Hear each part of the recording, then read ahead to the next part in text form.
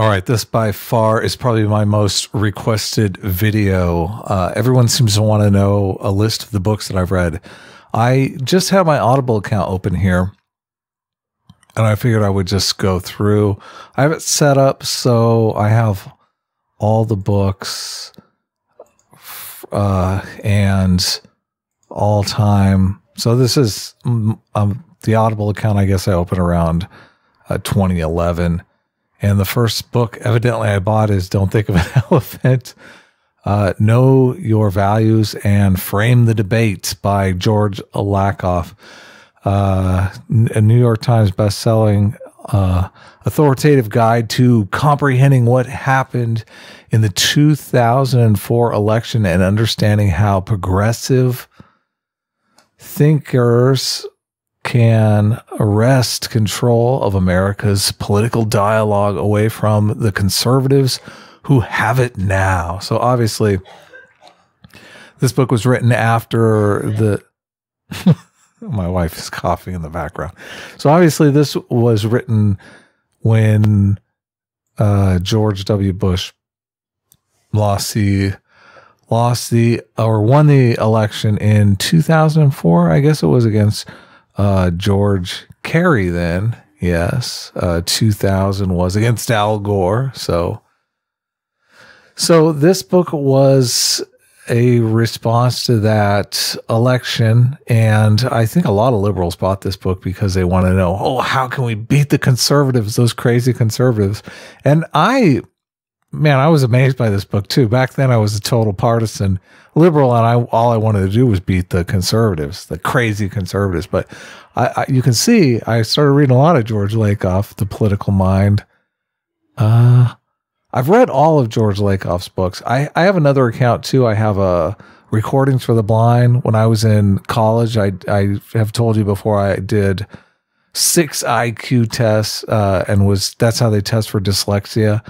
And I was diagnosed with dyslexia, and I became a member of something called Recordings for the Blind, which is like, I have a lifetime membership to them, and they have tons of textbooks on audiobooks too, but they're not as nice as Audible books. They're read by volunteers.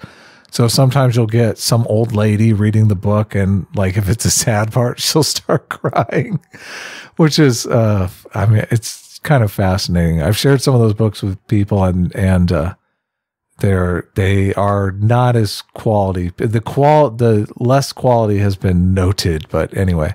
So back to George Lakoff. I've read all of George Lakoff's books, and if you're a liberal and you want to believe that conservatism is a mental illness, George Lakoff is glad to accommodate. He's a respectable professor from UC Berkeley, believe it or not, obviously. UC Berkeley, right?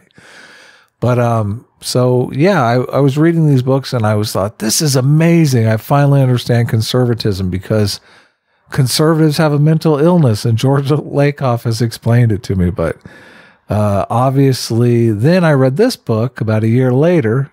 I guess it's here. Let me fix it. This book here, The Righteous Mind by Jonathan Haidt, who I'm constantly, I should get a commission on the Dr. Haidt, if you're listening. Where's my commission check? So I read this book in 2012 when it came out. And it blew my mind. I thought, wow, Lakoff is really wrong. Lakoff has no idea what he's talking about. Which is funny too. I'll mention this book here, Chris Mooney's The Republican Brain.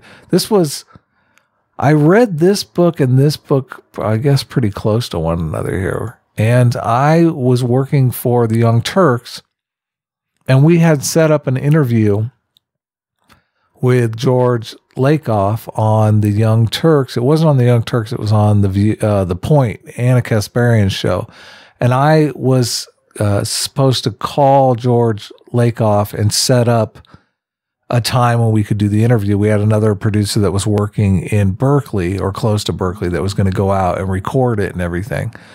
And I got a chance to talk to Lakoff on the phone. I think this might have been, no, I think I had read The Righteous Mind, because I remember talking to Lakoff, and I was talking to Lakoff about the book, The Republican Brain, and I had asked him if he had read it. And he said, yeah, obviously he had read it, but he was really uncomfortable with the stuff about, I believe, Jonathan Haidt in the book. And I thought, oh, well, that's not good. Which just, I mean, goes to show you, George Lakoff is obviously a very smart man. But we get these political biases that we just can't see past, and we deploy all of that, as Jonathan Haidt says, all of that brain power to just proving our position. And George Lakoff's position is conservatism is a mental illness. So he uses his cognitive ability, his experience as a scholar to prove that, which I think he's wrong on. I think a lot of scholars are wrong on. So a lot of times people bring that argument to me, which is, I mean, Jonathan Haidt makes the argument himself that it's for other people to decide if moral foundations theory or the social intuitionist model of any of the stuff that he puts forward in the book will stand the test of time. So I believe that they will, and I'm always on Google Scholar looking at what the latest research is in moral foundations theory, which I think is fascinating. So here's another book that I've read, the Words at Work, which is Frank Luntz, which is another great book. He talks about how words have either a positive or negative connotation. One of the things he says in the book is, like, he was instrumental in Las Vegas changing their marketing from promoting gambling, which has a negative connotation to it, to promoting gaming, which just sounds fun. I mean, it just sounds so much better. Like, of course you want to go to Vegas to game. Like, gambling sounds like you're going to gamble away your kid's college fund. So that's a fascinating book. I was still very liberal at the time that I read that book. And I was reading it more like, okay, let me figure out how to one-upsman the conservatives. But since I should go back and reread that book just to read it from more of a centrist perspective, though. But Whose Freedom? That's another great Lakoff book. The Fox Effect. You know, I don't remember The Fox Effect very well, to be honest with you. That one didn't really. This Chris Hayes book I remember pretty well. Twilight of the Elites. And this book, he makes a case that he makes a case that the meritocracy that we all believe in is not really as real as people believe. But I guess he's making a case that it's getting more and more real. So over the past decades, Americans watch in bafflement and rage as one institute after another, from Wall Street to Congress, the Catholic Church to corporate America, even Major League Baseball's implode under weight of corruption and incompetence. In the wake of the failed decade, Americans have historically low levels of trust in their institutions. The social contract between ordinary citizens and the elites lies in tatters. How do we get here? Chris Hayes offers a radically novel answer. Now, I don't remember the book that well for it to be too radical. So the purpose of this video, I think, is people want to know the books that really, really impressed me, and I'm just kind of going through all of them. But don't feel free to skip forward. Listen intently. The Plex is about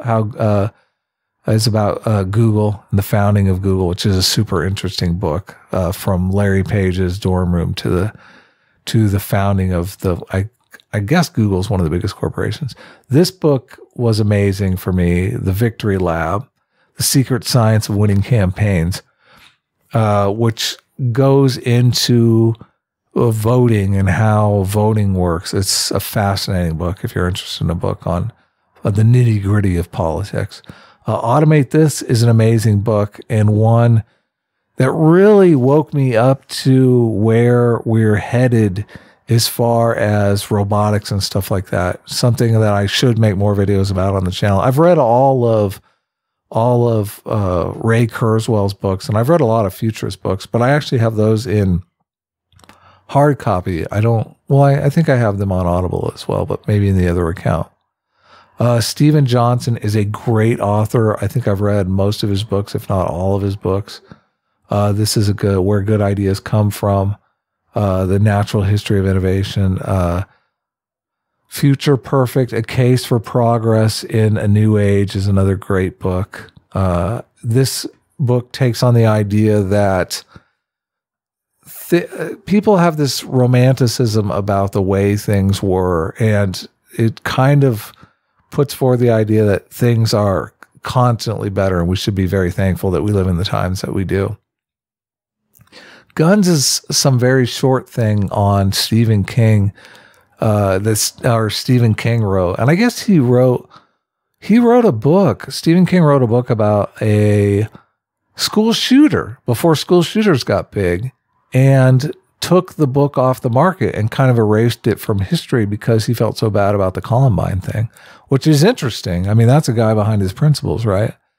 The Price of Inequality. You know, I don't know that I ever finished this book. This book has a very liberal perspective, but I do think income inequality is one of our biggest problems. So, A Brief History of the Future, which is a great book. This is one of those books that's a kind of a history of innovation and whatnot. It wouldn't be the top of my recommend list. Give Take wouldn't be the top of my recommend list. This would be one of my top 5 books right here, Why Nations Fail. Here, I'll just read the thing for it. Why Nations Fail, The Origins of Power, Prosperity, and Poverty. Brilliant and engagingly written, Why Nations Fail answers the question that has stumped the experts for centuries. Why are some nations rich and others poor, divided by wealth and poverty, health and sickness, food and famine? This is, first of all, as an audio book, I think it has 3 parts. Oh yeah, it's 17 hours and 55 minutes. You can see right there. It is a monster of a book, but it covers so much history, and the authors are so good at telling narrative stories that it's engaging all the way through. There's amazing history in that book and amazing ideas about how institutions are really the level to measure prosperity by. And when we look at philosophy at the level of the individual, it really doesn't hold up to the larger forces that are binding people together. I think Jonathan Haidt recommends this book a lot, and I think this was influential in his writing of The Righteous Mind. But it's a great book. I think Righteous Mind is probably my favorite book currently, and Why Nations Fail is probably a close second. Fast Food Nation, I think everyone's read. It's about food. Who Stole the American Dream? I really don't even remember. Signal and the Noise, I read because Nate Silver predicted, I think, the second Obama win pretty accurately. He screwed the pooch on the Trump win, though. And I predicted the Trump win better than Nate Silver, so I think he's out of the limelight now. But this book is terrible. Why do I have... Oh, I guess these are the ratings other people have given it. This book is so boring. Oh, it's so bad. Language Intelligence. I don't even remember this book. This is a book that my wife hijacked my Audible account and bought. I've never read. It looks awful. David and Goliath. So I've read all of Malcolm Gladwell's books, and Malcolm Gladwell, if you're looking for books to read, is probably a very good starter. I was so looking forward to this David and Goliath book, and maybe you can't see because here, you can see how badly I've rated it here. Malcolm Gladwell narrates the book, and it is awful. Malcolm Gladwell Malcolm Gladwell's narration of his own book, I think, kind of destroys the book. And I couldn't really get past it to enjoy the book. So I like the premise. His books are all kind of like popular science, so they cover a lot of topics. Anti-Fragile is a great book by Nassim Taleb. He's the same guy that wrote The Black Swan. Both books are great and revolutionary. I reread The Black Swan recently. I didn't realize how many themes it has in common with The Righteous Mind by Jonathan Haidt. But the Taleb book is not near as well written, not near as well thought out as Jonathan Haidt's book is. And I think it's because Jonathan Haidt is a social psychologist, so he knows all the psychology. Like, he wrote that book to have maximum impact, which I think is good.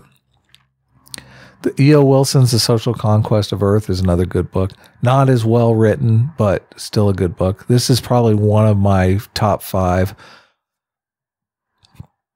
Our Political Nature by Avi Tushman. I think I came across this book from a Young Turks interview that Cenk had done a Young Turks interview with the author, and the guy seemed so competent and what he was saying just fascinated me. So I got the book, and I think I bought this Audible book quite a bit after that, because I think I might have actually read this book before I read Jonathan Haidt's book, but I bought a hardback cover of it, and then got the Audible book later. Moral Tribes is another good book.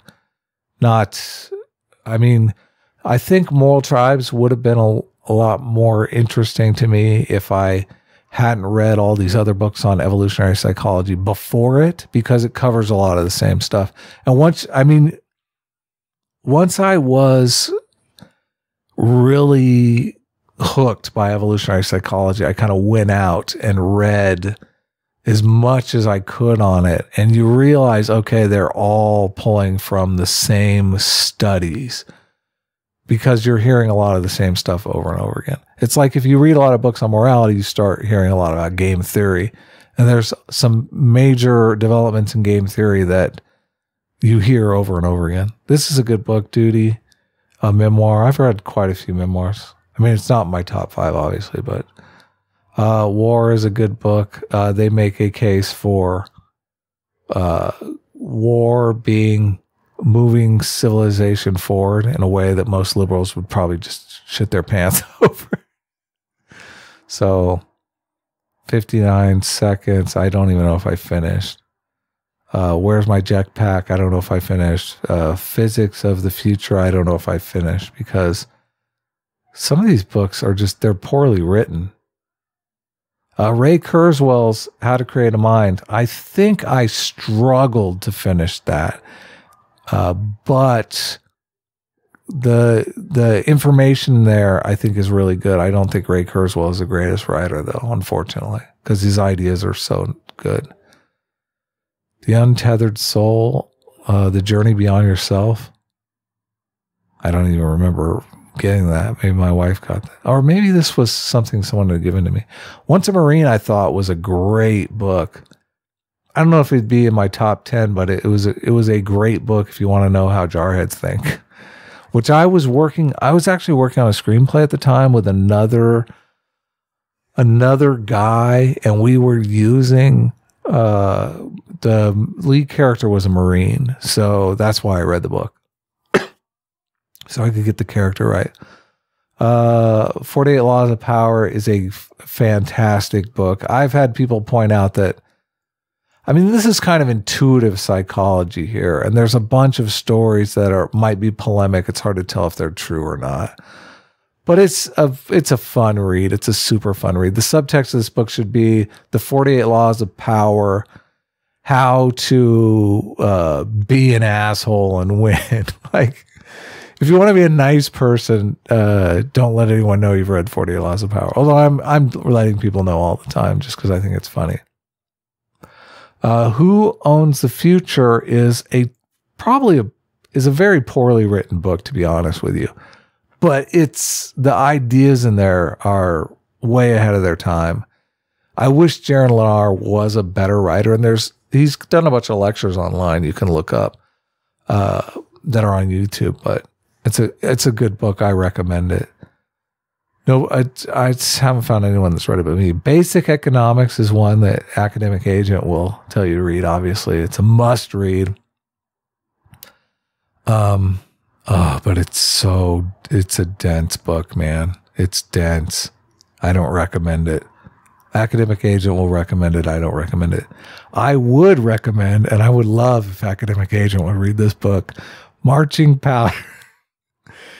This book is amazing. It's a memoir. Rusty Young was backpacking in South America when he heard about Thomas McFadden, a convicted English drug trafficker who ran tours inside Bolivia's notorious San Pedro prison. Intrigued, the 20-something Australian law graduate traveled to La Paz. And joined one of Thomas's illegal tours. This guy gives tours inside the prison. It's hilarious. This is totally hilarious. So, sorry, I lost a headphone, and I think my audio is peaking a little bit here. Might have to adjust that. Testing. Testing. Okay. Better. So, train. Back to Marching Powder. What followed took both men by surprise. They formed a strong and instant friendship and then became partners in an attempt to record Thomas's experiences in the jail. So this jail is like a city. It's totally hilarious. They drop you. So when you go to prison in Bolivia, first of all, you don't get a cell or anything. You got to buy your cell. It's hilarious. It's hilarious. And the guy pulls out, like, he's a drug trafficker, okay? So I guess he keisters a bunch of drugs in case he gets caught. So he'll have some leverage if he's thrown in jail, right? So he's got a bunch of drugs, like up his butt or something. He gets put in jail. It's a total nightmare. He doesn't have a cell. He's like, people are beating him up and shit. Finally, some other prisoner takes pity on him, and to make a gesture to this guy, thank you for saving my life, he decides to share that he's got all these drugs up his butt and they could probably sell and make some money. And the guy's like, drugs? They make the drugs in the prison. I got more drugs than I can use. So it's hilarious. It's a hilarious book. This is definitely one of my favorite books, but it's not like I guess it is educational, but The Moral Animal is a must read. That is a great book about moral psychology. Robert Wright, a great author.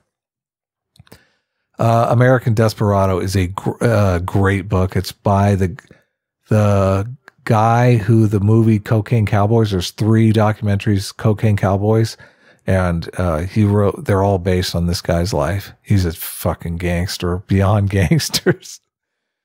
The Evolution of God is one that I'm always using with the anti-theists, because they think religion is unchangeable, which is just a little, it's not true. It's not true at all. And Robert Wright lays out the evidence behind that, which is very good. The book is not extremely well written, but the information is invaluable. Valuable? I don't know. Emotional Intelligence. I don't really remember this book. Maybe I didn't read it. This book is amazing. No Stone Unturned. The true story of the world's premier forensic investigators. If you want to know about forensic investigation, this book is a great read. Tina Fey is funny as hell. This book is pretty good. This book is amazing right here. You got to read this book. I'm dead serious too. Down the Rabbit Hole, Curious Adventures and Cautionary Tale of a Former Playboy Bunny. If you want to know about Hugh Hefner and his shenanigans, this book is to tell all. Am I allowed to read drama books? Everyone thinks I'm like an intellectual. I like drama. Come on. That's how you get the views. As PSA Sitch would say. This is a good book, Linchpin, about how to survive in the workplace. But I'm not sure that everyone can be a linchpin. Non-Zero is another great book by Robert Wright, which is everyone in academic circles talks about this book, Non-Zero. I read it because everyone was talking about it. It's pretty forgettable, and I think a lot of the stuff, it's kind of one of those books that's just a compilation. Of a lot of other stuff that I read elsewhere. When I'm reading books, I'm looking for something new. I'm constantly, my brain gets a little hit when a little endorphin rush. I don't know if that's the right term, but I get high when I read something new. So I'm sifting for something new. This book I wanted to be a lot better. How to Stay Motivated, Developing the Qualities of Success. Zig Ziglar is a famous motivational speaker. So I got the book. I thought I would check it out. But a lot of his stuff is already on YouTube, a lot of his lectures and stuff. And this book is kind of just his lectures. So everyone talks about Fukuyama. Is it Fukuyama? Yeah, that's the funnest name in the world to say. Fukuyama. That's a great name. Origins of Political Order, from pre-human times to the French Revolution. A lot of history in this book. Not the best written, but these two books, well, I got a couple books here. This book I got, The Automatic Detective, is about a robot detective. I hardly ever read nonfiction. I got a nonfiction book because I was working on a couple detective stories, and ultimately Social Justice Detective was a detective story that actually got made. I wrote a couple other detective stories. I wrote one called Love Detective, which I started making but had trouble with the actors. Social Justice Detective I don't have that problem with because I am the actor. So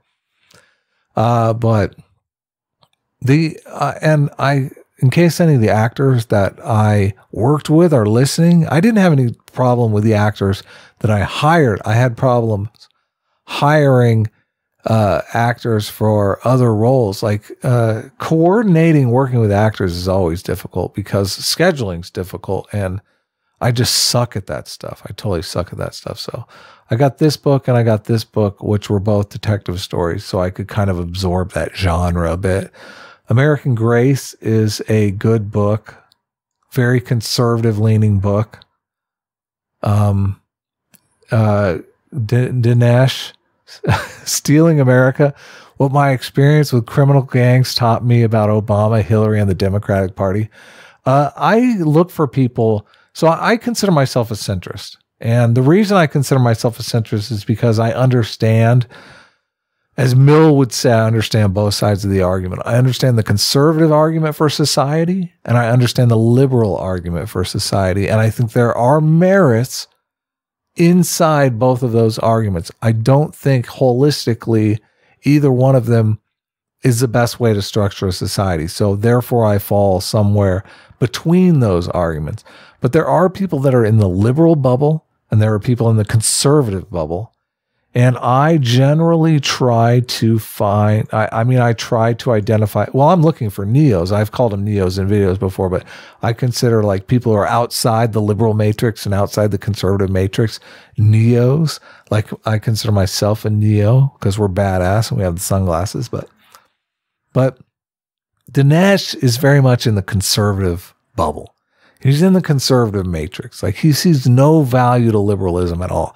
And I actually worry that my friend Academic Agent is drifting into the conservative bubble as well. Because as long as I've known him, he's never really been able to say that the liberals have any merit. And I've tried to point out some of that merit, but he always resists.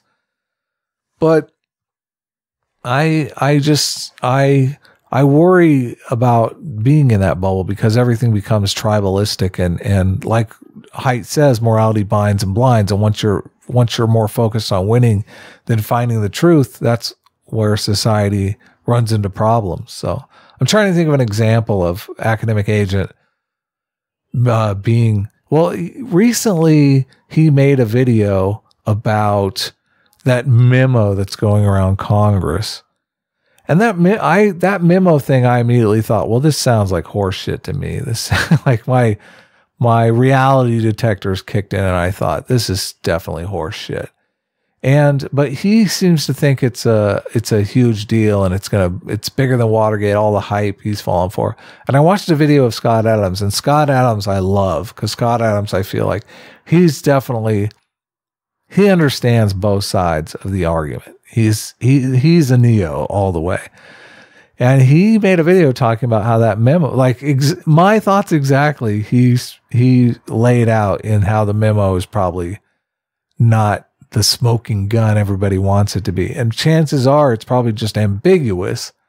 And the Democrats don't want it released because it's ambiguous, and ambiguous shit you can turn into whatever you want. And that's not always good. So we'll see what happens when the memo comes out. But this is a book everybody praises, super intelligence. It's a kind of a boring book, but it is worth the read. It's kind of a must read for, anyone who's interested in where society is going with automation. This is another one, The Master Algorithm, which is a must read, but kind of a dense book.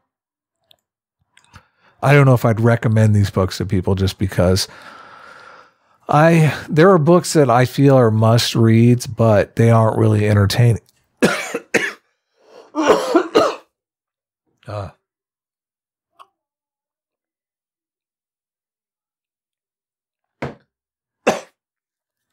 Should I edit that out? I don't know. I probably won't. Anyway, so I apologize for coughing in the microphone. Talking for a long time is difficult. So there are books that I feel are must reads for the information, but they're not page turners. So I don't always recommend them because when I want to recommend, if someone is going to take the time to read a book, I want to give them a page turner because I want them to get hooked on reading. A lot of people don't like to read. Well, I don't like to read. I like Audible. I like to listen to books. But listening to books is also an art form in and of itself because you can drift off or whatever. So I want it to be something that's going to capture their attention.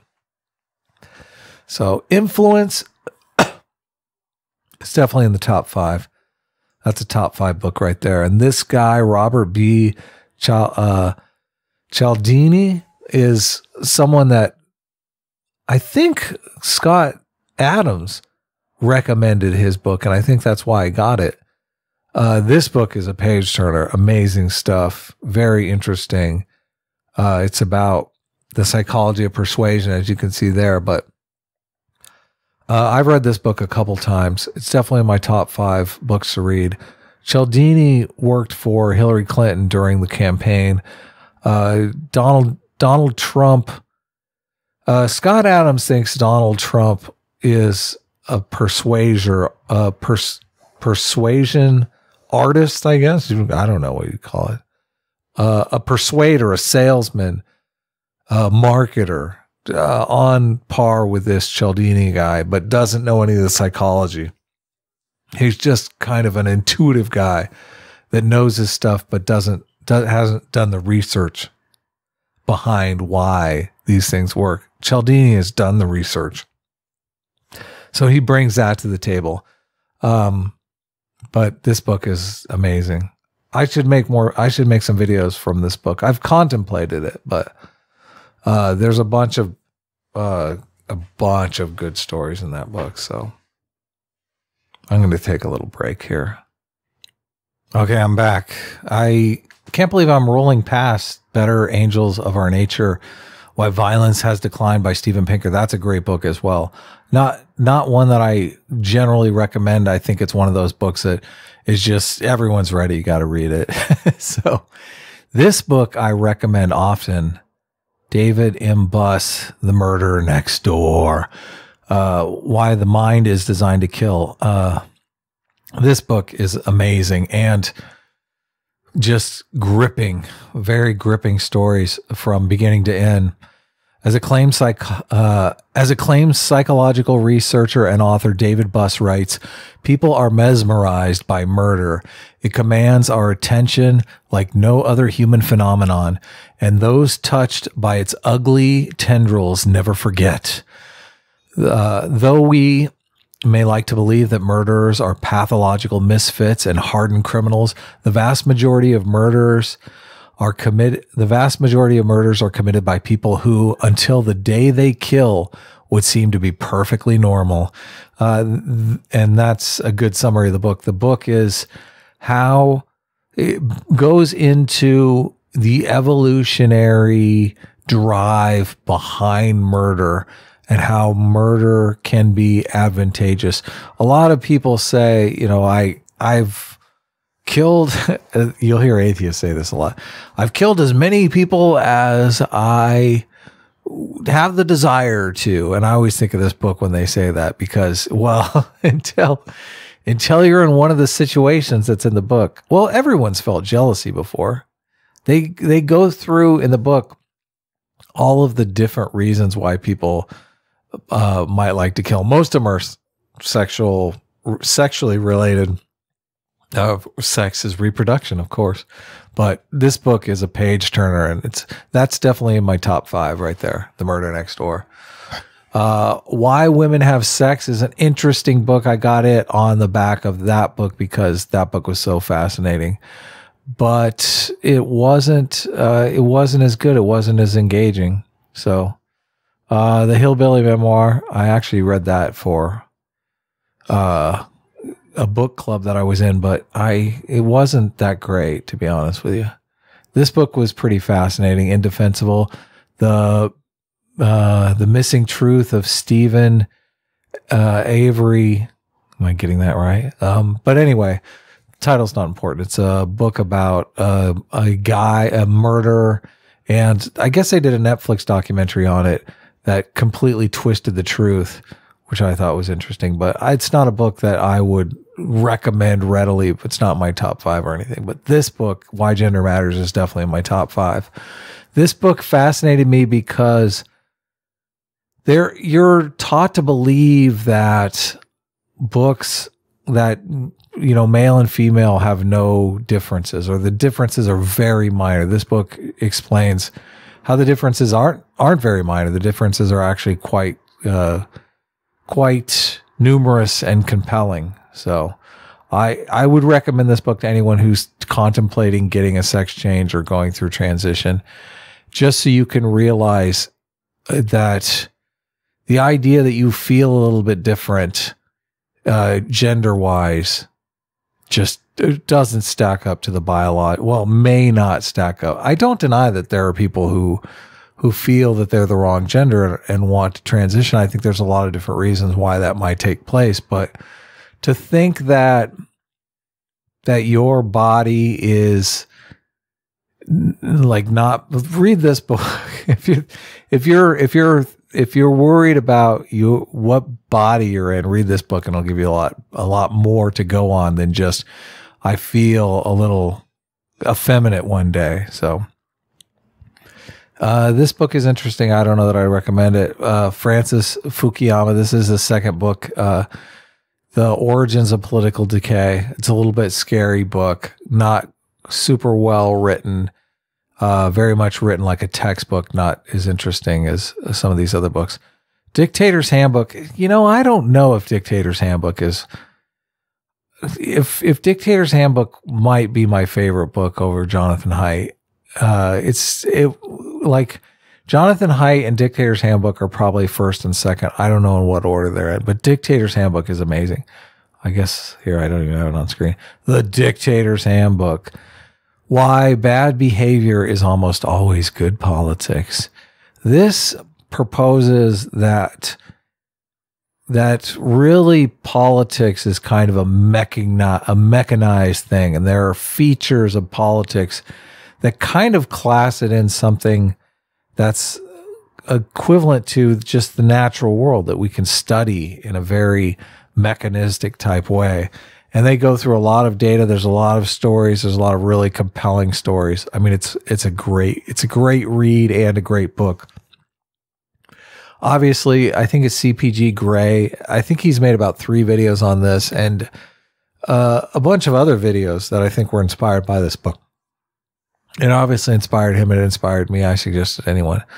Road to Freedom is actually a book that Sargon suggested to me when I asked him for a book on why something that would outline socialism that I could read and get kind of a better bearing on socialism. He recommended this book.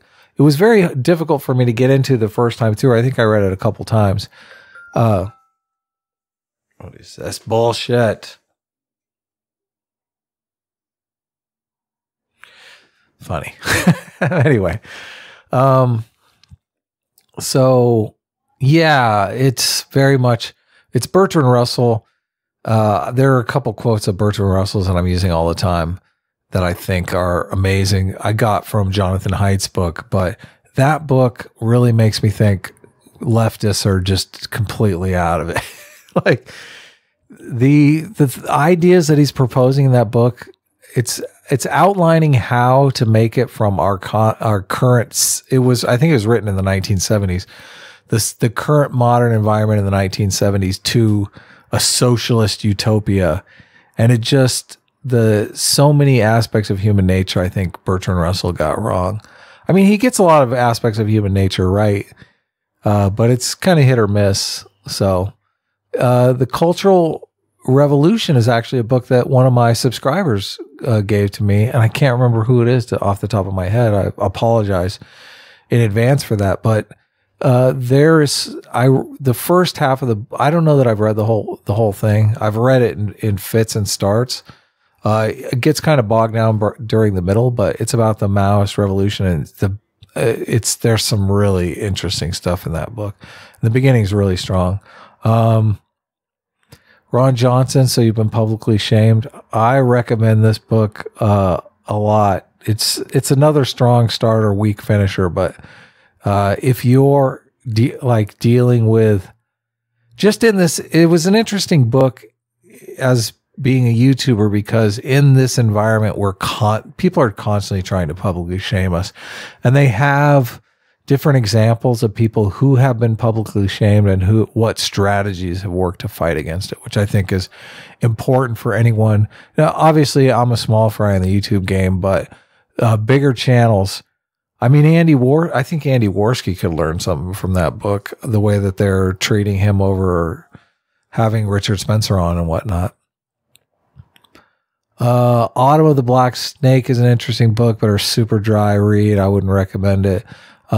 Shattered Inside Hillary Clinton's Doom Campaign was a pretty interesting book.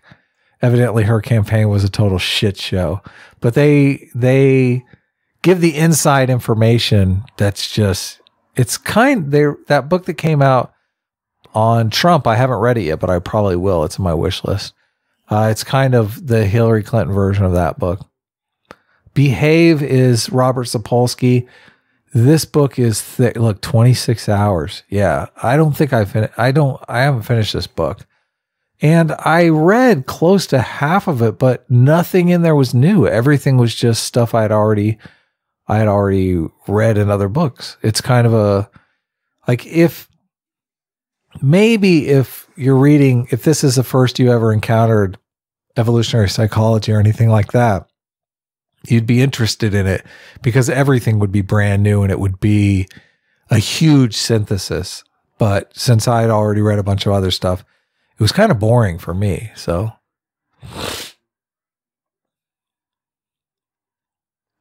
the 3 language, this is a book that a friend recommended to me. And I actually,